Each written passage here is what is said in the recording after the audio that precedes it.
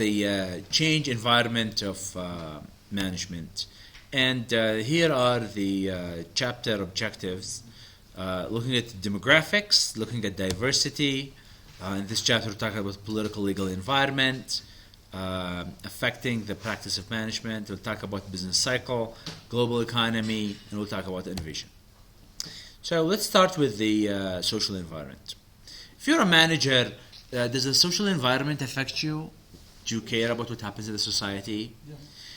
So here it says, do you care if you have your population, half the population is under the age of 18, like Yemen? Population in Japan, over half the population is over 40. So based on the population demographics, then that's how your business is expecting to grow, right? So there's a changes in the statistical profile of your population. Issue number 2 is inequality. Persistent barriers encountered by women, minorities, and others in the workplace. For example, do you guys remember the Yemen National Dialogue in DC? They agreed that 30% of the higher level official jobs have to be women, right? How many people agree to this? How many people think, no, this is absolutely stupid idea to have 30% of all official government positions to be held by women now? The idea here is there's more and more demand for the role of women inside the society. We're starting to see, what do you guys think? Anyone have been to a cafeteria? All the people who work there, male or females? Male. Do you think if you're a manager, if you're a Shaybani manager, do you need to start to hire some maybe female employees? They actually do, right? If you go to a Masjid Shaybani, they have a full section for females, family, individual females. They have female waitresses, female guards, female.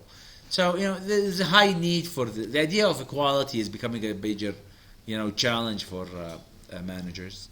And the idea of diversity. Do you think if you're a manager, do you want to keep them all from the same city, or do you want to have diversity in your workforce? The diversity in the workforce become a need for, you have diverse customers, therefore you have to have diverse employees.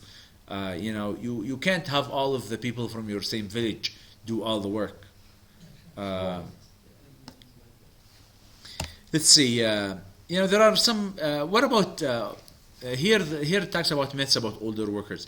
What do you think? Is it better to have older workers or to have younger workers? Many people think younger workers do better, and they think older employees they can't. But in fact, it's not. Next is better. Some people think that older people are less productive, and that's not true.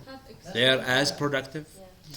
Some people think that they incur higher benefit costs, but in fact, no. Even younger people, they incur some same level. Older people think safety. Some people they think higher absenteeism with older people, and that's not true. They have more accidents at work. That's also not true.